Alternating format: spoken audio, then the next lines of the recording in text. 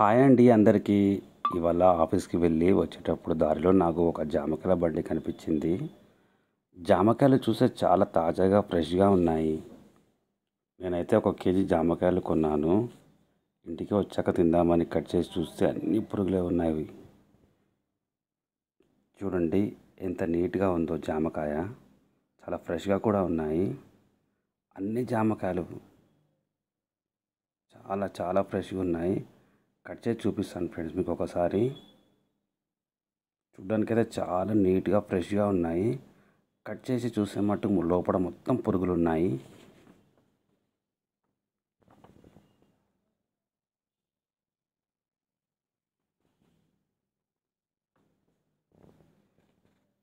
చూడండి ఫ్రెండ్స్,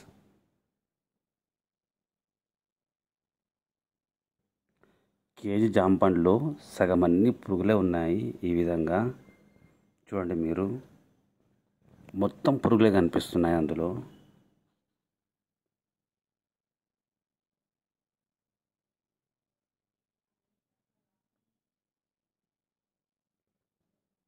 నేనైతే చాలాసార్లు జామ పండు కట్ చేయకుండా తినేవాడిని. ఎందుకో ఈరోజు కొంచెం డౌట్ వచ్చి కట్ చేసి చూశాను. జామకాయలు అన్ని పురుగులే ఉన్నాయి జామకాయల్లో. ఈ వీడియో ఎందుకు చేస్తున్నానంటే చాలామంది జామకాయలు కట్ చేయకుండా తింటారు. అలాగే నేను కూడా అలాగే తినేవాడిని. నాకెందుకో ఇవాళ కొంచెం డౌట్ వచ్చి కట్ చేసి చూశాను. జామ పండ్లు అయితే అన్నీ ఇలాగే ఉన్నాయి. అన్నిట్లలో కూడా పురుగులే ఉన్నాయి. ముఖ్యంగా చిన్నపిల్లలు చాలామంది అలాగే కట్ చేయకుండా తినేస్తారు. నేను కూడా ఒకప్పుడు అలాగే తినేవాడిని. ఎందుకో నాకు డౌట్ వచ్చి ఇవాళ కట్ చేసి చూస్తే ఇలా అన్ని పురుగులే ఉన్నాయి.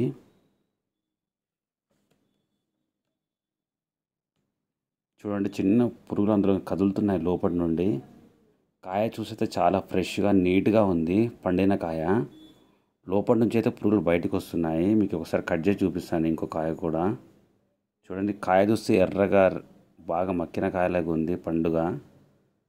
లోపల చూసైతే మన పురుగులు కనిపిస్తున్నాయి కదులుతున్నట్టు. మీరు కూడా అండి చాలామంది కట్ చేయకుండా తింటున్నారు. మీరు ఏ పండు కూడా తిన్నా సరే ఖచ్చితంగా కట్ చేసుకొని తినండి. ఎందుకంటే కాయలు చూస్తే చాలా ఫ్రెష్గా కనిపిస్తున్నాయి. లోపలైతే ఈ విధంగా ఉంది. లోపల మొత్తం పురుగులు ఉన్నాయి. కాయ అయితే చాలా ఫ్రెష్గా ఉంది. బయట చూడండి ఎంత నీట్గా ఎంత బాగుందో. యాక్చువల్లీ అయితే షాక్ అయిపోయాను చూసి. అయితే మీరు కూడా ఫ్రెండ్స్ కాయలు జాగ్రత్తగా తినండి జాంపండు అయితే.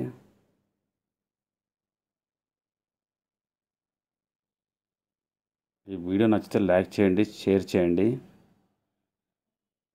ముఖ్యంగా చిన్నపిల్లలు అయితే అలాగే కొరుక్కొని తింటారు కాయలు ఇవి. జాగ్రత్త.